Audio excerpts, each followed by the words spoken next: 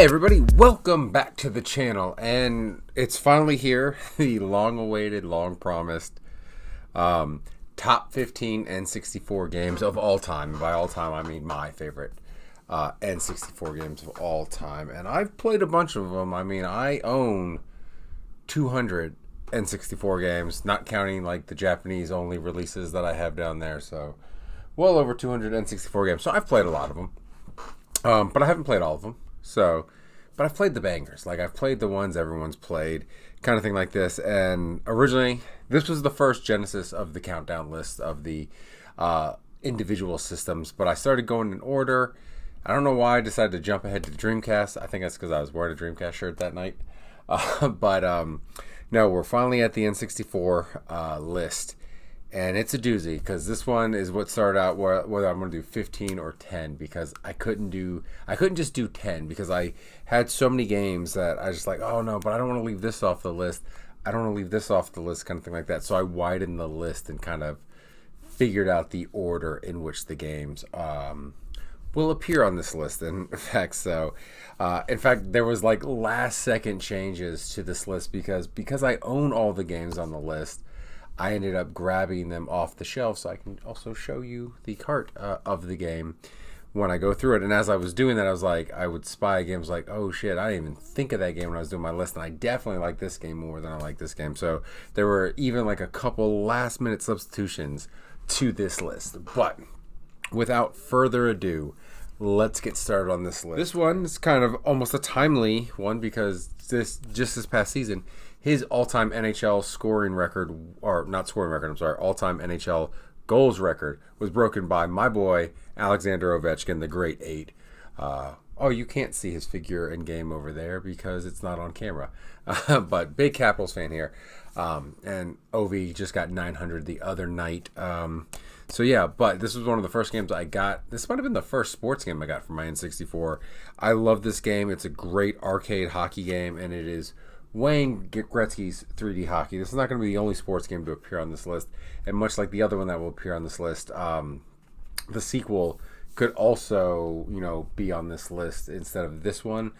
But because it was the first one I owned out of the sequel, I have way more memories playing Wayne Gretzky 3D hockey than I do of, I don't know if it's just Wayne Gretzky 3D hockey too. Let's see if I can see it. I can't see it from over here.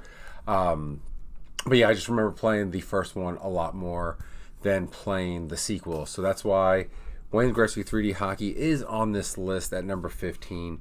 And it's just, like I said, it's a fun 3D hockey. It's made by Midway. You'll know them from like the NFL Blitz games. They published NBA Jams. Acclaim, it was like Acclaim, Midway. Those guys always kind of did cross-publishing things. So it's very much that arcadey. I think it's 3-on-3 hockey with a goalie, and it's just so much fun. Like, the checks were hard, and it was the first hockey game that I played where it felt like real hockey. Like, you could set up passes because it was like in 3D, unlike the 2D EA games from the Genesis and Super Nintendo, where you could set up plays, set up passes, one-timers, and it just felt way more responsive. Like, this was the first hockey game I remember doing that. So I just had a blast playing this game. It was Wayne Gretzky, one of my all-time favorite hockey players. One of the pro stars with Michael Jordan and Bo Jackson. That's a deep cut for us old people. But yeah, number 15, Wayne Gretzky's 3D hockey, which I believe originally was only on the N64 and then later came out on the PlayStation. Now, coming in at number 14, and because I'm doing this from the carts and not from a script, if I script the numbers, I'll have to correct myself, but I won't edit it out. Coming in at number 14 is another sports game. In fact, this is kind of top-loaded with sports games to start it off, but like I said about Wayne Gretzky 3D hockey, this one I could have picked the sequel as well. In fact, if memory serves, because I haven't played them recently, I think the sequel is a much better game than this one. But again, because this one came out first, I just have far more memories of playing this game. And that's kind of how this list is not necessarily what is the best game on the system, because I know people are going to get pissed off at what I put at number 2. But it's not necessarily about what the best game is on this list, but the memories, the feeling these games evoke. And I think that's something you need to take into consideration when you are doing a top whatever retro games list, just because like sometimes like a game could be better, like, but it's a single player game. This was a time in your life, especially in my life, when you're playing a lot of multiplayer games with your friends. There's going to be a lot of multiplayer games on this list. In fact, just looking through, I think there's really only like 3 single player games, like solely single player games on this list, maybe 4 on this list. Everything else is like multiplayers because my N64, first video game system with the 4-player port. My buddies and I, we played all the time, either at my house or my buddy Mike's house. Constantly playing the N64. So, with this, as I was saying with this retro list, it's more about like the feeling that I have when, playing these games, like thinking about playing these games with my buddies and just having a great time in high school, or, just a feeling that I had playing this game. But anyways, back to number 14. Like I said, the sequel, I think, if memory serves, is a better game, but I have far more memories playing the original in it, and that is Ken Griffey Jr.'s Baseball. Now, Slugfest, like I said, I believe is better graphically, better plays, but God, did I play Ken Griffey Jr. Baseball so much when this came out, because 2 reasons. Baseball was my sport that I played all the time. I did quite well playing baseball. And then Ken Griffey Jr. is my all-time he's my all-time favorite athlete, let alone baseball player. Like, if you just said, Josh, who's your favorite athlete? It's Ken Griffey Jr. without even thinking about it. Like, and not only do I have all of his Nintendo games, but I also have over on my shelf MLB The Show with him on the cover. And then a McFarlane Sports Griffey figure over there, because I've got a sports video game shelf over there. But yeah, so Ken Griffey Jr. Baseball. And I played this a lot. And when everybody talks about like opening credit or start screen menu songs, like GoldenEye gets brought up, like a lot of games, I love the opening credit song to this, the start menu song for King of Junior Baseball. I could just like, not necessarily leave it on loop, but it's one of those things where if I'm doing something when I start off the game, I don't mind listening to it in the background kind of thing. But this was a blast to play. I love playing it. As I would do in a lot of these games, I would trade Ken Griffey Jr. for the Boston Red Sox and make sure I have him on that team, kind of thing like that.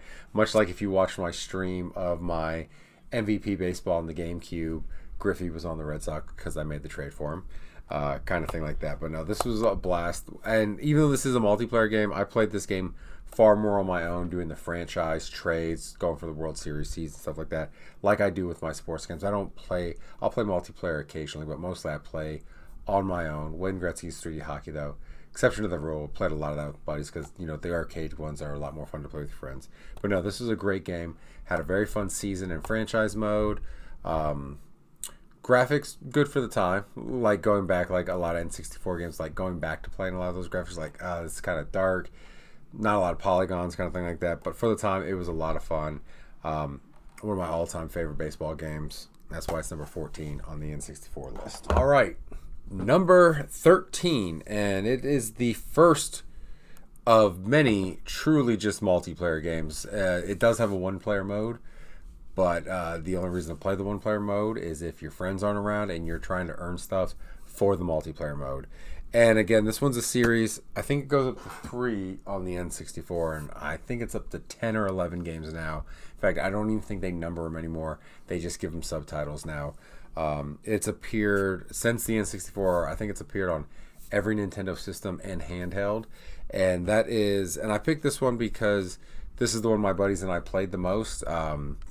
I can't tell the difference between any of the 3 that are on the N64 because we played a lot, but I remember we played 2 a lot more, and that is Mario Party 2.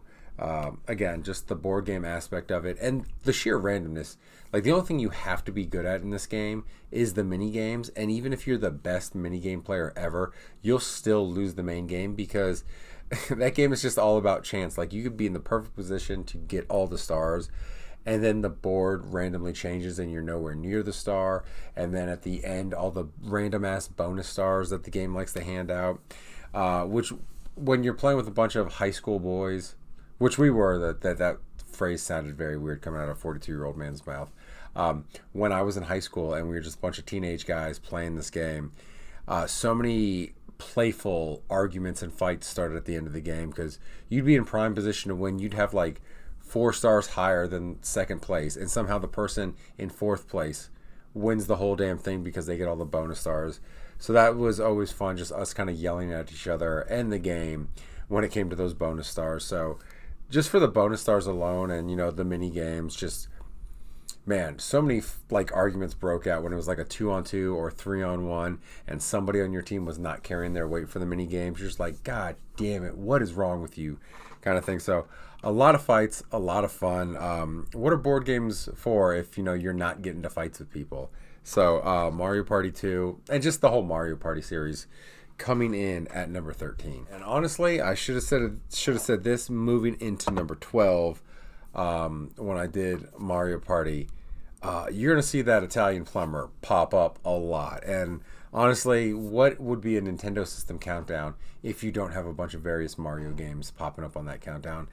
Just because he's Nintendo's mascot, and once we got to that N64 level, he had all kinds of games coming out: fighting games, racing games, sports games, board games, his own game, kind of thing. And then he got even more games once we got to the Wii era, because not only did he have the 3D Galaxy games, but he had the 2D games and everything like that. So this is the second game of his, first sports game, maybe only sports game to come. Yeah, only sports game to be on this list. But again, playing with my buddies in my basement or my buddy Mike's basement, 4-player doubles action, Mario Tennis. And this could have been Mario Golf too, because we did play a lot of Mario Golf.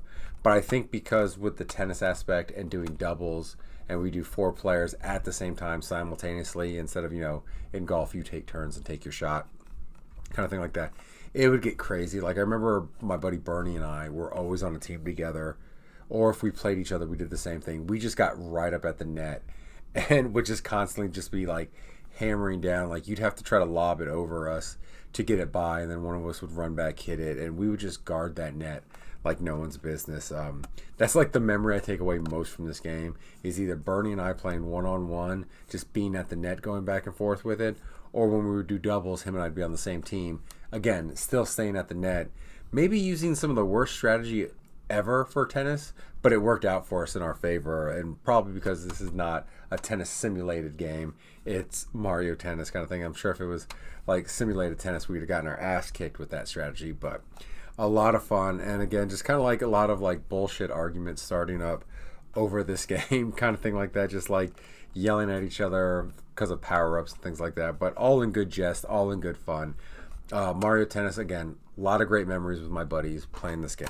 All right, we are at the last one outside of the top 10. Like I said, I had to expand this list to 15 because there were games that were outside my top 10 that I was like, why is this not on the list? And I couldn't justify it. And, this game, honestly, I could put up higher.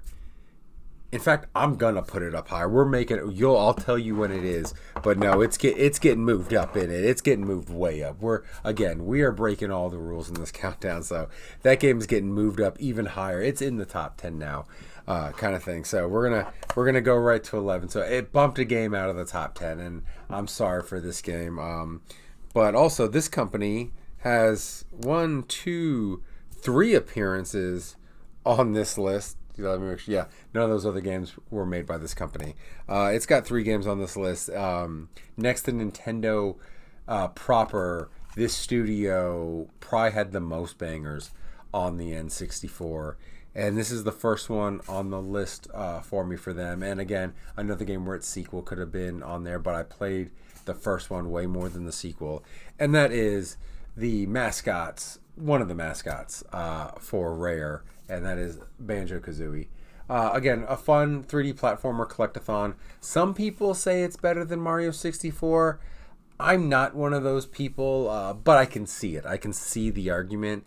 And maybe if I didn't grow up with the original Nintendo and the original Mario, and maybe if this was my first console, I might be one of those people. But, Mario's just kind of ingrained in there. And also because Mario 64 showed us the way for 3D platformers, that has always given it extra weight for me comparing it to other 3D platformers, especially other N64, PlayStation, Saturn, that era of 3D platformers. So where I don't think it's better than Mario 64, I think it's a damn good 3D platformer. And I think One thing that hurts this and keeps it kind of out of the top 10, much like its other 3D platformer counterpart by Rare, Donkey Kong Country 64, which is not on this list, is the amount of collecting, because they're all collectathons, but the amount of collecting you have to do in these games to progress can be tedious sometimes. Like back when I was a high schooler, it was fine because you had almost all the time in the world, it felt like. When you're an adult and you have real responsibilities, collectathons can be very tedious, and you're just like, I got better things to do with my time than collecting all these little notes and things like that in Banjo-Kazooie. But no, I do love this game. I would say if you're going to play it and you have Game Pass, play it on Rare Replay, because then you get the better, not graphics, but it's smoothed out. You get the better color, and you can just play with a cordless, a wireless controller and sit back and relax. And unlike Mario 64, this game you can play with a modern controller and it doesn't feel weird. Where Mario 64, because it was built around that N64 controller, you definitely need to play with an N64 controller. But you can play this just fine on your Xbox if you got Rare Replay, or you have Game Pass and you can just download it from Rare Replay. A lot of fun to play. And I think this is on Nintendo Switch Online. I don't remember. I believe it is. I'm like 99% sure it is. So yeah, you can go out and play this game. I don't think... Oh, Mario Tennis you can. Maybe Mario Party 2 you can. I know the two sports titles you cannot. You have to actually emulate or buy the carts. But fantastic game. Our first platformer on the list. Not the last one. Our first Rare game on the list. And not the last one. I mean Rare the company.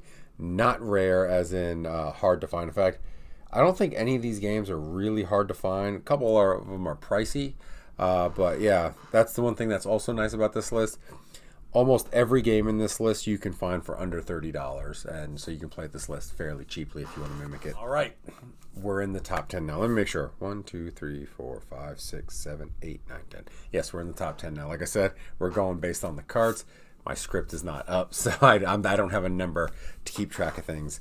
But no, it's just kind of a weird coincidence. We have back-to-back Rare games. I'm going to give you guys a second to guess the Rare game. So as the recording that says 1740. So I'm going to give you about 20 seconds to guess. Write it in the comments what you think the number 10 game is. It's the second Rare game in there. So you got 8 seconds to go to put that comment in there. So 3, 2, and 1. You got your comment in there. I guarantee you it's wrong. It's Jet Force Gemini. This game, I feel, is a very underrated gem for the N64. It is a fun 3D shooter.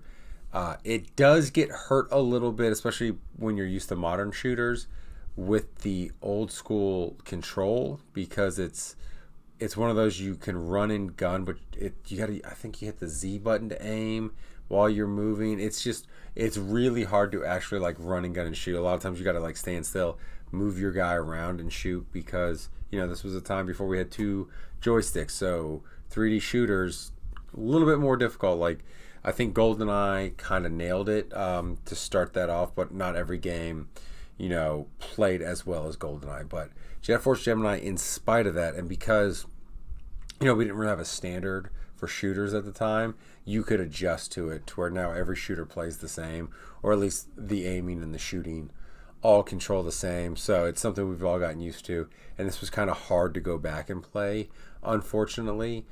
And with the Rare Replay, I was hoping when this was on, I was so excited when I saw this on the Rare Replay, because when that came out, I didn't really have an N64 collection yet, and I did not have this game, and I wanted to play it again, because I'd actually, for whatever reason, before Rare Replay was even announced, I thought of this game. I was like, God, I love that game. I'd love to play it again. And before I even had a chance to hunt for this, it was on the Rare Replay. So one thing I was hopeful for with the Rare Replay, and they could have updated it by now, I doubt it. I was really hoping that they would give you modern controls for this game, to where, one thumbstick aims, one thumbstick moves, kind of thing like that. They did not, unfortunately, and it was even harder to play with an Xbox controller than it was with an N64 controller. And I have gone back and played this a little bit on the N64, and it plays a little bit better with the N64 controller as opposed to a modern controller. So I would say this is the preferred way to play on the N64 as opposed to Rare Replay. But, if you want to play this game, you got to play it the way you want to play it, or the way you can play it, I should say, and everything. But real quick before we move on to the number 9 game, I do have a special story about when I purchased this game, because unlike pretty much all the games on this list for the most part, I remember verbatim when I originally purchased this game. I can't tell you the date, but I remember it was a rainy evening. I had left my parents' house because I was still in high school at the time to go to Toys R Us. Rest in peace, Toys R Us. To go purchase this game. Purchase this and the strategy guide, because I think Toys R Us was offering a deal if you did that, or the strategy guide came with it, something like that. I didn't normally purchase strategy guides for games that didn't have a lot of puzzles in it and stuff like that. So I'm driving home in my piece of shit Oldsmobile Cutlass Sierra 1992 fucking old person brown, and I'm driving home in the rain going downhill, and as I'm driving, a like 6-car pileup literally happens right in front of me. I'm an inexperienced driver. I know when you're in the rain and things like that, you're supposed to pump the brakes. You're not supposed to slam on the brakes. But let's face it, in that situation, almost any driver, experienced or no, they're slamming on their brakes in panic. And that is what I did. And I started hydroplaning. And I'm like, holy shit, I'm going to slam into this car. Somehow, miraculously, I stopped about an inch, 2 inches from the car in front of me. I don't know how I stopped. Kind of the common story amongst my family is my aunt had passed away not too long before that she was looking out for me that night and she stopped my car. And I like to believe that story. I don't know if it does or doesn't. I believe in spiritual kind of things like that, but I'm also pragmatist. I'm a realist, so I just got lucky in a sense that I was able to stop also. But yeah, I remember I just like, and my heart was just pounding, just like 10 million beats a second. And last thing about this story is this old cop was the first on the scene. And he comes up to my car. He's like, "Were you involved?" I was like, "No, sir. It happened right in front of me. I can't give you much more details because it's dark and rainy. I just heard the crash, heard the brakes, and saw everybody stopping. And I did my best to stop. And I was like, luckily I stopped." He's like, "Okay, are you good to go?" I was like, "No, sir. I still got the adrenaline. I need to calm down a little bit before I'm able to safely drive." He's like, "Okay." He's like, "Just flag me down when you're ready to go. I'll stop traffic so you can get out." I was like, "Thank you, sir." And I think it was about a good 5-10 minutes where I finally was like calm. Like everything was just like the adrenaline was gone. I was perfectly fine. And I waved the officer down. He came. He's like, "You're good to go?" He's like, "Yeah." I was like, "Do you need a statement from me?" He's like, "No, I pretty much got what you saw. I've gotten statements from everybody else." I was like, "All right." And he stopped traffic, let me go on home. And I can't remember if I played the game that night after that whole incident, but it was one of those just scary moments, and it's just like that has stuck with me. Like almost every game that I've ever bought, I couldn't tell you the story behind buying the game unless it was like a midnight release, and I kind of remember the fun of the midnight release. But yeah, that just innocuous, uneventful day, probably a Tuesday, because I want to say I was so excited, like I was anticipating this game. I probably went and picked it up on a Tuesday because that's when games used to come out, kids, on Tuesdays. You can thank Japan for that one. That might be a later video where I explain that. But yeah, so I went and got this, and I remember vividly the drive home from picking up this game. So just wanted to share that story with you guys. Kind of a fun story to start the top 10. I will say for the number 9, it's one of my all-time favorite games. Dumbass label that they have on it. I don't know. Sometimes I wonder, like, because I own the Japanese version of this. The Japanese version has a better label. Sometimes I wonder about game labels. Sometimes like why they picked what they picked. But I will flash it up there. It is Star Fox 64. Just a fantastic game. It's a single player game, but it also has a fun multiplayer game. I definitely played this more single player, but my buddies and I did play the multiplayer game a lot. Like the 4 on everybody versus everybody 4-player dogfight was a lot of fun to play with your friends. But yeah, I played this by myself a lot, and I think I beat every single path that you could beat. What is there, like 4 branching paths? But I played a lot of this game, mostly because at release of this game, there was no kind of Star Wars Starfighter game. Like Shadows of the Empire had a couple levels where you flew the Outrider, and then the opening level, you're in the Snowspeeder. fighting the AT-ATs. But this one, I would sometimes pretend that I was like Luke Skywalker, Death Star run, things like that. I would have just like a lot of fun because I beat the crap out of this game. So the Star Fox story didn't mean anything to me at that point, but I could pretend I was Luke Skywalker or Wedge Antilles of the Rebel Alliance, and Star Wolf and them is like Darth Vader and TIE fighters and things like that. So I had a lot of fun, with this game proper and also with my own imagination, replaying levels and things like that and just enjoying the hell out of this game. And again, I know you see the R-Wing right there, but it's blocked by the Nintendo logo. It's blocked by the ratings. But why is this the center of our Star Fox thing? Why isn't like Fox on there or the whole team like in the Japanese one or just like the R-Wing right there? Makes no sense to me, that damn label. It's always bugged me that is the center label of this. But no, this is a great game. You can play it on Nintendo Switch online. In fact, there's actually an emulation of this where it updates the graphics and everything like that I have on my PC. If I remember when I'm editing, I'll not put a link because I don't want this to be taken down by Nintendo, but I'll give you the name of it. But no, it just like it's an emulation that smooths everything out, plays it in 4K, 60 frames per second, I believe, and it looks fantastic. I have it on my Legion Go, and I play it in handheld mode, and it looks so great. And for me, it's a backup because I got the Nintendo Switch Online. I own this. I own the Japanese version, so it is definitely a backup for me. So I can actually claim that for that emulation. But Star Fox, great game. I love this game. I really hope we get a new Star Fox game because I think the last good one we had was the remake of this on the 3DS. Because let's face it, Star Fox Zero, kind of crap. I really wanted that to be good. And in all honesty, if they had just given you normal controls instead of using the not Wiimote, but the Wii U tablet as the controller, cool concept, but not great to play as. That could have been a banger of a game, and we might have more Star Fox games out. But that didn't sell well, so I get it. But hopefully, Switch 2, we get a new Star Fox game coming out. All right, number 8.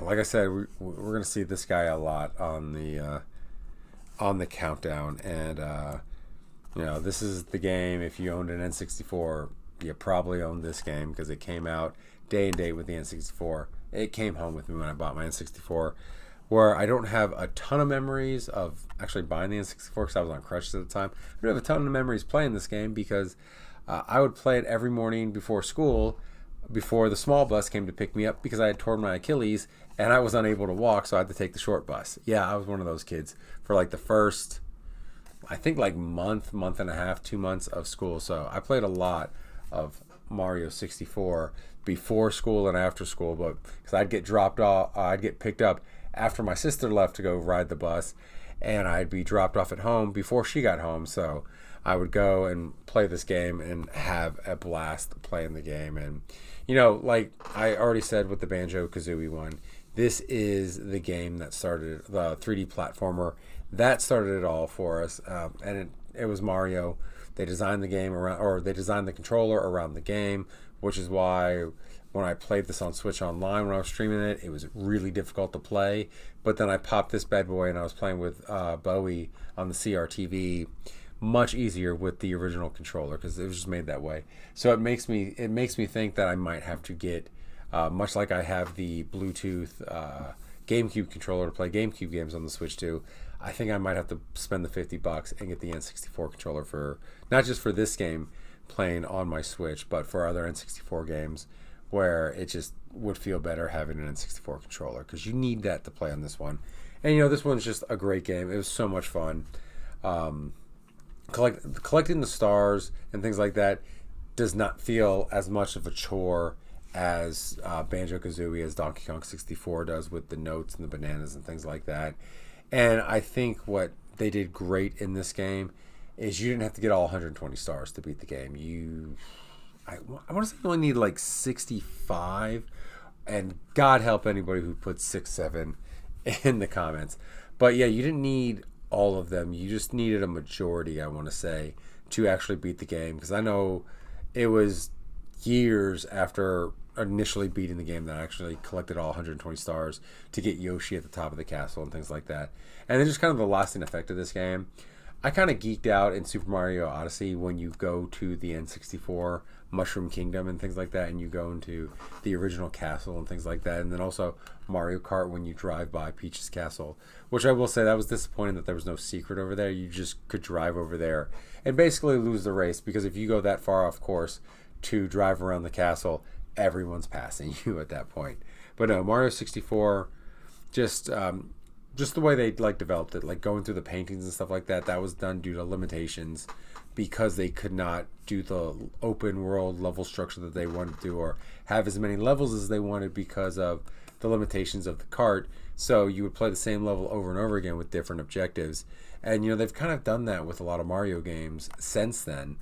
And I think that's a really cool concept, because it just makes you see, when you're doing one objective, you can see the other objectives while playing there, so you can kind of plot out courses in advance, and when you go back in, you can do those other objectives a lot quicker. So I do like the painting and the replaying of the levels, and they did such a great job with the objectives. Even going back into the same level, it doesn't feel stale. It doesn't feel like you're just doing the same thing over and over again.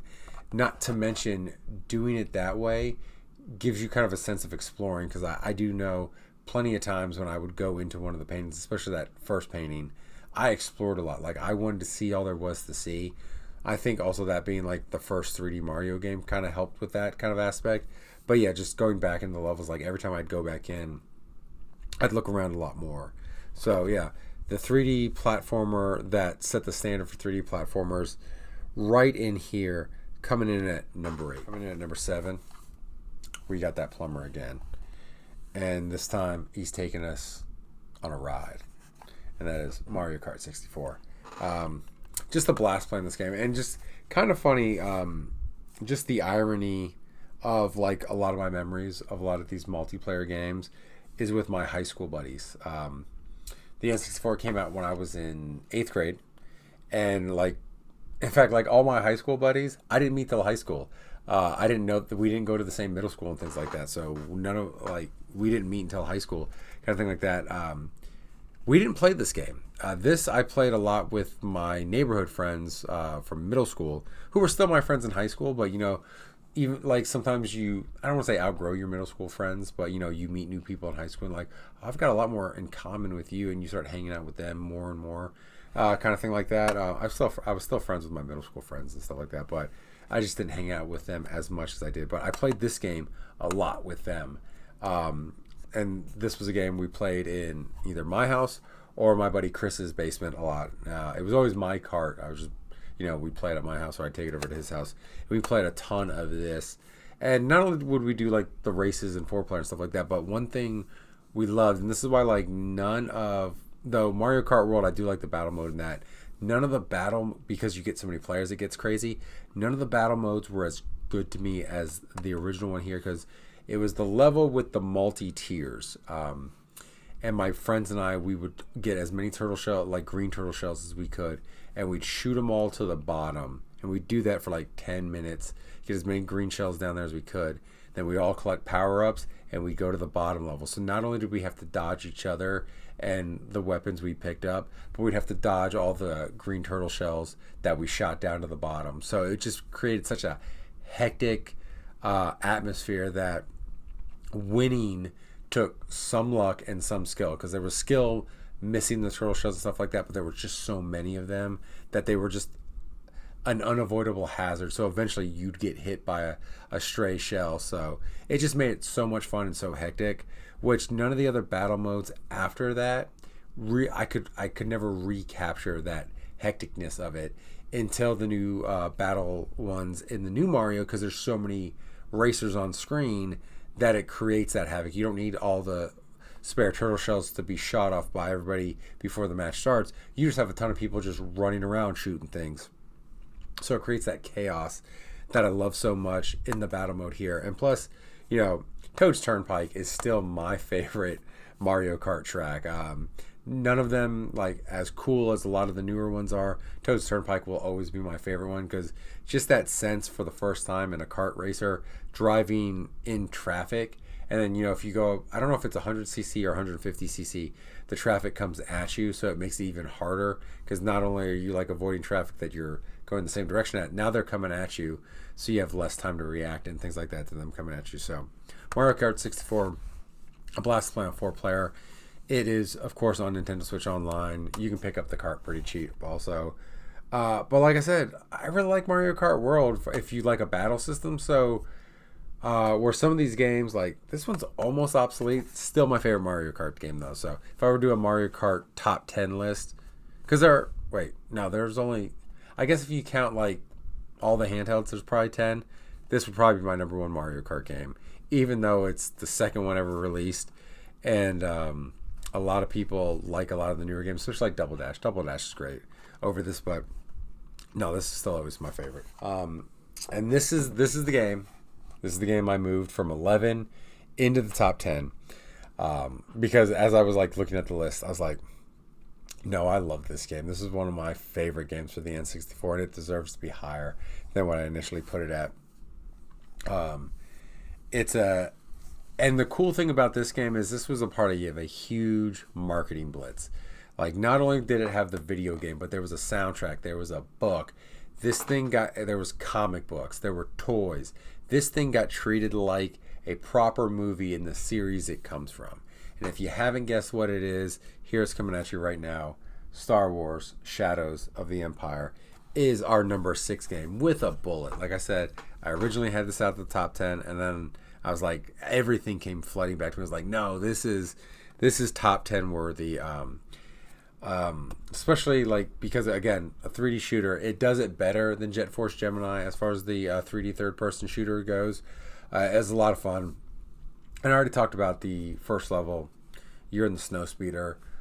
You're recreating the Battle of Hoth from Empire Strikes Back. It's so much fun. And like I said, I used Star Fox as kind of a stand-in for a Star Wars Starfighter game.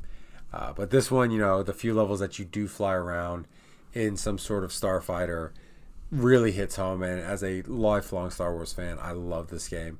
In fact, like going back to the media blitz of this, because this takes place between Empire and Return of the Jedi. I actually just recently reread the book. I've got the novel back on my bookshelf over there. I just recently reread it over the summer. Still holds up, mostly. I forgot how kind of crappy they portray Dash Rendar in the book a little bit, because he's more of a Han Solo character in this. In the book, he's more of an asshole kind of thing like that. But no, I always like the character Dash Rendar. He's supposed to be like a 90s version of Han Solo, basically. The Outrider, his spaceship. The Outrider, his spaceship is kind of a cooler Millennium Falcon and things like that. Just a blast of a game to play. And, of course, you go through all different kinds of things. You fight Boba Fett. You fight IG-88. It does a lot of member berries for other Star Wars locations, even though you're not playing as, one of the main 3 from the trilogy. Still a great game. And again, labels. Like, that is a cool picture of a stormtrooper, but the main character is Dash Rendar. You fight Prince Shizor. Why aren't they on the cover here? Like, the cover for... Let me go get the Japanese one real quick. Here's the Japanese box art right here. Right there's the Japanese box art. And there you got some screenshots on the back just to show that off. But the game, not only is that... but, again, even though he's not the main character, you are pursuing him for most of the game because you're trying to get Han Solo back. There's Boba Fett right there. Kind of thing like that. So, why do we get the generic Stormtrooper for Shadows of the Empire as opposed to like Boba Fett or Dash Rendar, or just, why is that not the cover, kind of thing like that. I have this displayed with my Japanese N64 games, kind of thing like that. I had to get this one complete in box because, like I said, I just love that box right there. That just looks so good.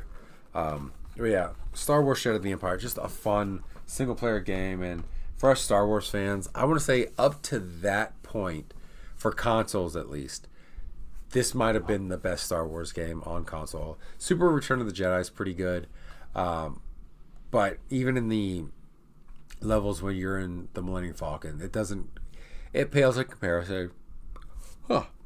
It pales in comparison to the Outrider and the snow speeders in this game. And also you get to pilot a swoop too, which is a speeder bike. So all kinds of really cool things you got to do in this game, and it really felt like Star Wars. So that's why it is my number 6 game. Coming in at number 5, we're in the top 5 now. I think before I start with the top 5, I think at least 3 of these games are going to be predictable. Like, I think 3 of these games will be in almost everybody's top 5, or at least right around there. I can't see why they wouldn't be. And maybe even 4 of these 5 games would be in a lot of people's top 5. I don't think all 5 would be, because 2 are kind of redundant, but I had to keep them. I had to put them both in there for the sake of just my personal enjoyment. But here we'll go with number 5, and I know this will probably be not only in a lot of people's top 5s, but probably top 3, and that is Super Smash Brothers. That label's kind of weird. The art for this game I always thought was kind of odd, but I remember when that commercial came out with the turtles so happy together, kind of thing like that, and just kind of like blew mine and my friends' minds. We're like, what is this? It's a fighter with all the Nintendo characters. And again, this was a game I played with my high school buddies, Mike, Bernie, Nelson, and Devin. We played the hell out of this game. And much kind of like, Mario Tennis, Mario Party, kind of thing like that, you didn't have to be the best to win at this game because of the way the fighter was constructed. It's not like you have a bar, and once that bar is gone, you're knocked out, kind of thing like that. No, you have a percentage meter that fills up, and the higher the percentage, the easier it is to knock you off the platform. And it's about getting knocked off the platform. So you can get knocked off, and as long as it's not like, a smash knocked off, you can find your way back to the platform. And just with all the items and 4 people being on screen, there was a lot of chaos in this. So you might not be the best at this game, but you could still win at this, because you could just take advantage of all the people on the screen, or just kind of get lucky with your percentage bar being up there and no one hitting a good smash on you, and other people whose bar might not be as high, a smash gets hit on them, accidentally fall off the stage, hit a stage hazards, all kinds of things kind of level the playing field for everybody, to where, unlike say like Street Fighter or Mortal Kombat, if you know all the moves, know all the combos, you're going to kick everyone's ass. In this game, you can know all the moves and still lose because of everything that's going on, which makes it fun because everybody can pick up and play. You can master this game and become one of the top guys, but also at the same time, you could still lose to your 5-year-old brother who has never played this game before, just picks it up and starts mashing buttons because of the hecticness. And when you lose, like, unlike other fighters, when you lose at this game, you don't get pissed off, because it's much like a Mario Kart. It's one of those fun games to play that you just enjoy the act of playing the game, and it's not necessarily about winning. You want to win, but you're just having fun with your buddies. And because everything is so fast-paced, quick, and hectic, that once one round's over, once one game's over, you hop back in. So you lost, you don't care, you're back into another one. You win the second game, you lose the third, win the fourth and fifth, kind of thing like that. And it's just so much fun. Everybody has a blast. And because of the hecticness of this game, I don't even know if my friend group who was the best at this game. We probably, like, if we kept track of wins and losses, we were probably all right around the same. Not because of any kind of, we're all the same kind of skill, but just the way the game is balanced. Made it a lot of fun for everybody.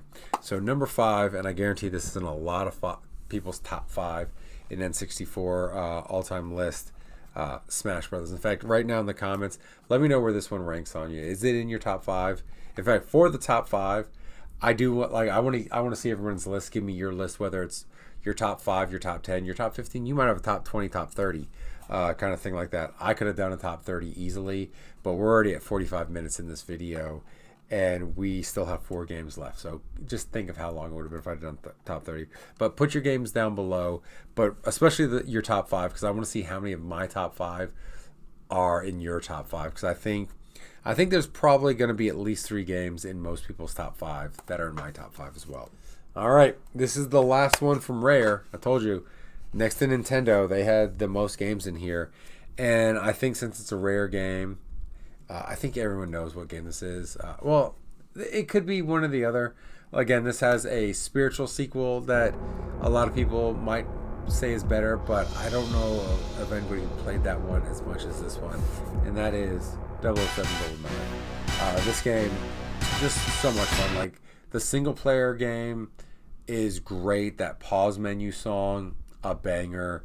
But, like most shooters, the multiplayer was kind of where it was at. Everyone had a blast. No odd job. Odd job was not allowed in that game. Once everyone figured out how cheap he was. But what I loved about that, so many modes to play that in the multiplayer to keep it variety, but also you could create your own modes in that. Like, I can't remember for sure if just no weapons was an actual mode in the game, but I know my buddies and we played it a lot where you couldn't use any weapons. You just had to go judo chop everybody. And another thing we loved doing was proximity mines only. Like, you could only use proximity mines, and you just have to throw them everywhere and, use your watch to try to set them off and kill people that way. So much kind of like Mario Kart 64, we played the game modes in the game, but we created our own. And that's kind of like the fun of this game, just the amount of replayability in that 4-on-4 or 1v4, 1v3 arena style shooter that this game was. You could play by the book. You create your own rules. Like, I remember there was golden gun only, things like that. Sometimes we would just do rockets only and just have a blast playing, just making up our own thing. And kind of much like Smash Brothers, we didn't care about winning or losing. Like, you wanted to win, but we just had so much fun playing that when one match was over, we just hopped back in there. Almost no arguing, no complaining, unless someone unless someone would use odd job and stuff like that. And then we're like, get out of here, you're not playing anymore. This game, though, because it was out early in the system, this was more of I played with my middle school friends game, and I don't remember, I'm not sure if my high school buddies and I played a lot of this, because it was one of those, it was of that era where you're a teenager, you don't have money, you traded in games. So we might have all gotten rid of GoldenEye by the time we all became friends and playing other games. So 007 GoldenEye was just one of those games. I had a blast playing. I still play it today. I play it on the Xbox a lot. When I need like cheap Game Pass points, I'm playing through it. So I need to get a Game Pass game up there every month. I play a couple levels of GoldenEye 007 because I just enjoy the game. I like the music. I like the atmosphere. It's a fun game. That's why it's number 4 on this list. All right. Here is a game. Here's one of the games that I don't think it's going to be on a lot of too many people's top 5s because it did have 2 sequels to it that some people think are better. This whole series, I think they're kind of on par with each other. And it just depends on which sports entertainment company you like might determine what your favorite is. So that kind of gives it away, but THQ's WCW versus NWO Revenge, one of my favorite things, and I'll tell the story about that. Ravens on the cover there. But just a fun wrestling game. Again, a game that you can master, but you can also just play. Like, if you've watched some of my streams, Bowie will be back there playing either WWE No Mercy or he'll be playing this, and he just loves wrestling. And you can grapple, you can punch. The button combinations are simple, so you can pick up and learn how to play. Doing a special move is super simple. Once that special gets over there, hard grapple, hit the thumbstick, boom, you hit your special move. And then, of course, you can do the taunts and things like that. And this being like the first 3D well, this wasn't. WCW versus NWO was the first 3D wrestler.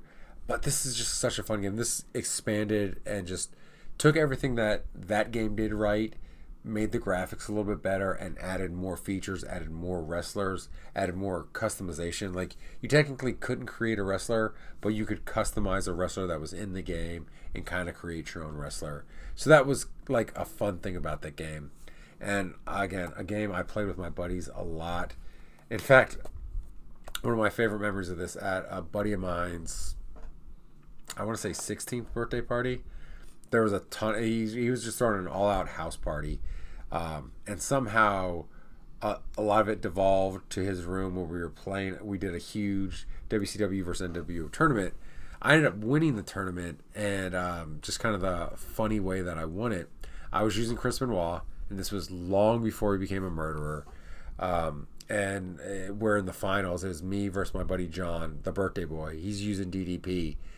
And we're nearing the end of the match. He throws me off the rope. He goes off the rope to hit a clothesline.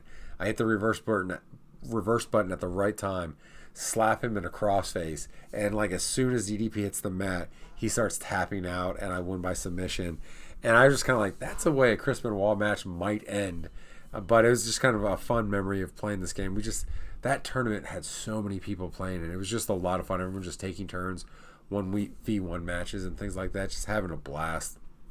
I happened to win it because I played this game probably more than any of those friends. But then my buddies who I hung out with all the time, Mike, Devin, Nelson, Bernie, we played this game a ton. We loved this game. And I remember when they announced that WWE was getting a version of this game, we lost our mind because as much as we liked WCW, we all liked WWE that much more at the time, WWF. Now, the quick little trivia thing right there for Raven being on this cover, because if you watched WCW at this time, obviously Hollywood Hulk Hogan, top guy. Kevin Nash, top guy. Goldberg, maybe the hottest guy in the company. Raven, mid-carder. Why isn't that like DDP? Why isn't that Sting, Luger, Macho Man? Why is it Raven? Well, the funny thing is the guy who did this art or did the cover was a huge Raven fan.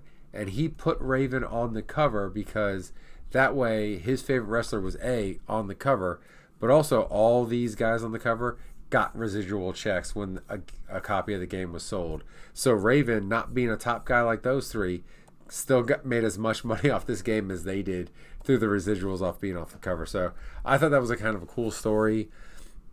And as a wrestling fan who likes a lot of the top guys, but some of his favorites have not always been top guys, if I was a graphic designer in charge of putting together a wrestling cover for a WWE game, I'd do some shit like that and put one of my favorite non-top guys on the cover, just so A, they're on the cover, but also B, they get residual checks and things like that.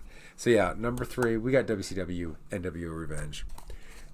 Now, this game that I have at number 2, remember I mentioned earlier in the countdown that I think a lot of people are going to disagree with, a lot of people are going to argue with me, and a lot of people are going to be mad at me, especially given the shirt I'm wearing.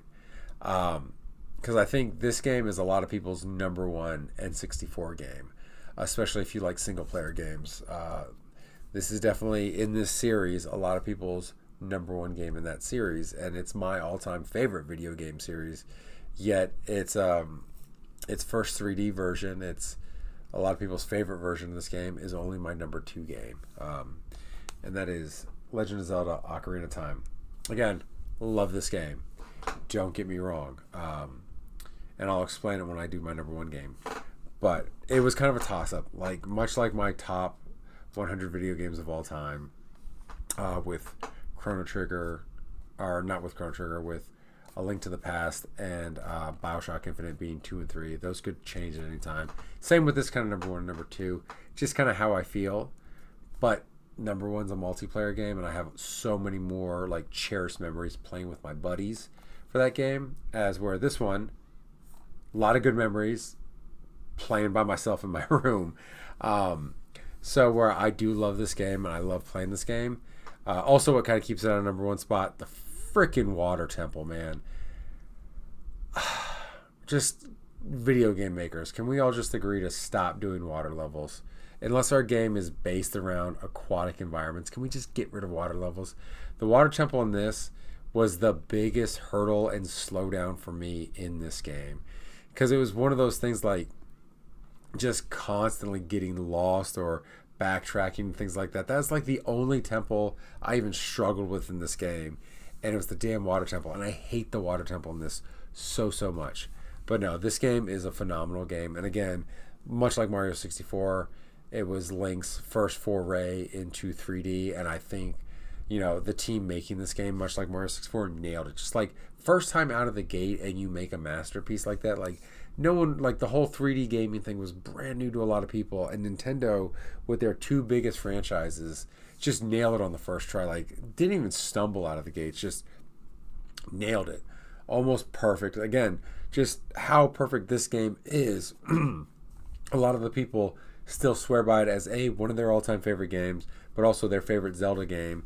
And we've had so many Zelda games since then with, better graphics, maybe better gameplay, but this game touches a lot of people's hearts. I think it's a really cool story. It's the first like Zelda game that had, a meaty story. Like we got a little bit of story in Link to the Past, but it was just kind of like your uncle died, you take a sword and shield, rescue the princess, you go to the other world, kind of thing like that. This one had like a full story with the temples, the sages, everything. And I think that's why it sticks with a lot of people, and it's why it's a lot of people's favorite Zelda game, and also a favorite N64 game. But again, it could have been, but to me, the N64, because of that 4-player port and all the fun I had with my buddies playing, it will always be a multiplayer system with it, which is why like a lot of the games on here are multiplayer games that like have a single player aspect to it. But if you notice, I talk a lot about the multiplayer aspect to it because of the fun I had with my friends. Where single player only game, tough to have a lot of fun with your buddies in a single player only game. So that's why it's at number 2. But WWE No Mercy. To me, this is the king of wrestling games, the Cadillac of wrestling games. Yes, there have been better graphic games, and the 2K series at points have been really, really good, and I've had a lot of fun with them. But at no point have I ever had as much fun with a wrestling game as I had with No Mercy. And I've played the 2K games multiplayer with friends and my son. But I've had more fun playing with my friend and my sons with No Mercy. Again, much like Revenge, pick up and play. Real easy control scheme to learn and have fun with. You can pick it up and play. You can beat the computer. You can beat your friends. You can have a blast playing this. So much so, like I said, a 4-year-old plays this game and he enjoys himself, kind of thing. You have the huge WWF roster in this game. Plus, you have a legitimate creator wrestler in this game. And what I love what THQ did for this, or AKI, it was probably AKI because they're the one who programmed it. THQ just published it in the United States.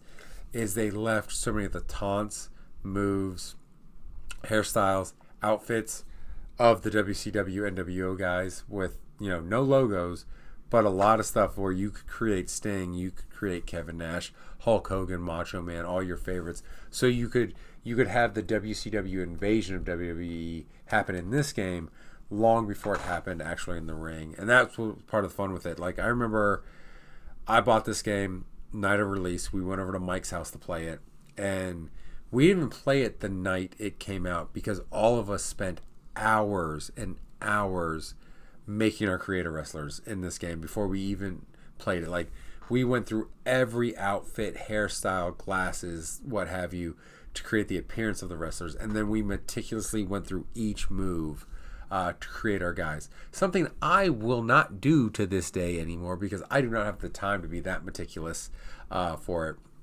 And then we all created our own guys, and it's like 4 or 5 o'clock in the morning when we finally start having matches. And then the next night, we start off with a few matches, and then we started creating WCW guys to go with our WWE roster so that, we could do storylines and stuff like that. Plus, this had a pretty fun story mode.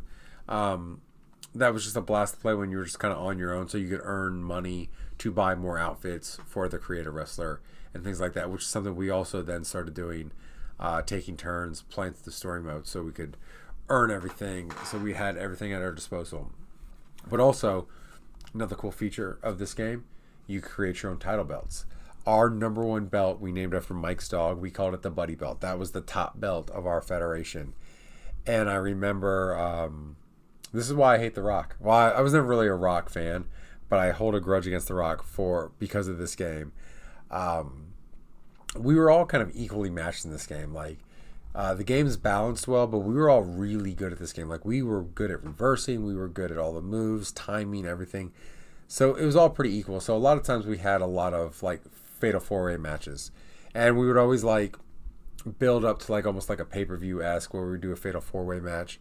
And I won the title belt in this one fatal 4-way match. Then I went on a tear. Like, for whatever reason, no one could touch me in my friend group. Like, I just beat everybody, kind of like I was The Rock or Stone Cold. Like, I was the guy, kind of thing like that. And then one night we're playing at Nelson's house. It's me versus Mike one-on-one for the title. And I'm beating the shit out of him. Like, I've got it won. I'm taunting. I hit like 3 finishes on him. I'm getting ready to pin him. And The Rock runs down and interferes. The Rock like literally slides in the ring. I go to hit him with my special to get him out so I can win the match. He reverses it, hits me with a rock bottom, and my buddy Mike like staggers up, and just like some sort of screw job in the WWE, he rolls me up and pins me and takes my title.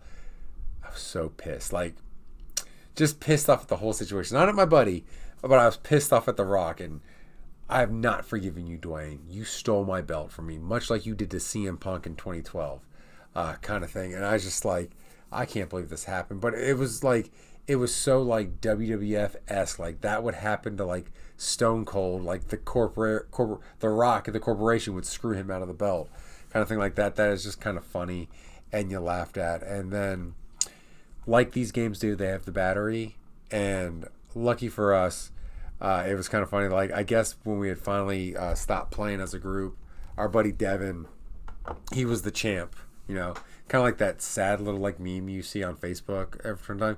You didn't know this was the last, you didn't know when it happened, but there was one time where it was the last time you and your friends all played outside together. It's like, yeah, let me like get all depressed and sad, but it's kind of like that. Like, we didn't know the last time we were going to play No Mercy together, and Devin just happened to be the lone title holder at that point. Years later, I have possession of our No Mercy game, and Sean, he's like 5 or 6 year old, playing it on my CRTV in the living room, and he challenges Devin, who's not there, mind you. Just a one player game. He challenges Devin for the belt with his creator wrestler, and he beats Devin for it. And then the battery, not too long after that, died. So Sean was the last champion of that game before the battery died, and we told Devin about that, and he was like, I'm not happy I lost my title without me controlling it, but you know what? At least I lost it to Sean and not one of you schmucks, and that's how the game died. So again, a great game that I have a ton of memories with my buddies playing with, and then of course, of all my N64 games, this is the one I still play with my kids to this day. We have a lot of fun playing it. We all have our own creator wrestlers on it. And, you know, I can't think of a fitting game because, like I said, this N64 list is more about the feelings the games give me more so than necessarily if it's the best game, kind of thing like that. And this game gives me the feels. Like, almost got a little choked up talking about my friends and everything like that, playing the game with them. And then, you know, with my sons, I'm still playing that game with them because it's just so much fun to play, kind of thing like that. But that is my top 15 N64 games on the list. We'll run through it real quick one more time.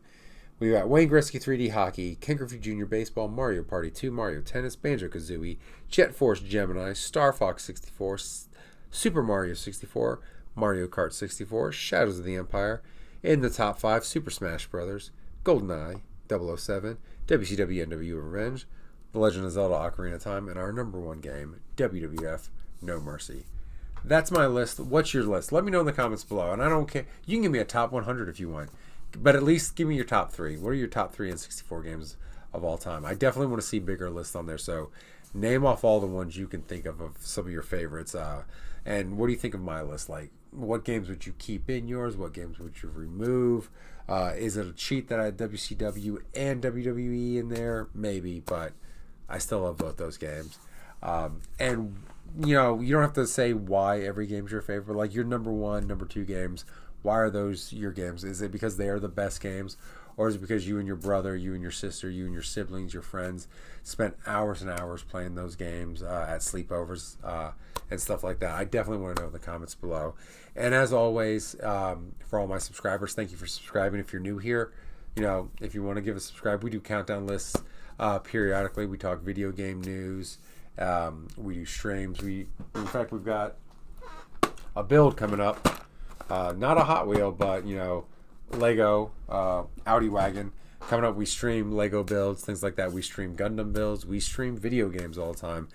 Playing through Alan Wake, New Game Plus Final Draft right now on the stream and things like that. So if you're new here, if you want to give me a like and a subscribe, definitely like that. If you're watching on mobile, there's a new thing called hype. You just kind of got to scroll through, throw a hype that way. That helps get the videos through the algorithm. And I've noticed, like, when I've gotten hypes on videos, they've gotten more views. So if you want to throw a hype out my way, I definitely would appreciate that. But as always, thank you for watching, and we'll see you in the next video. Have a great rest of your day.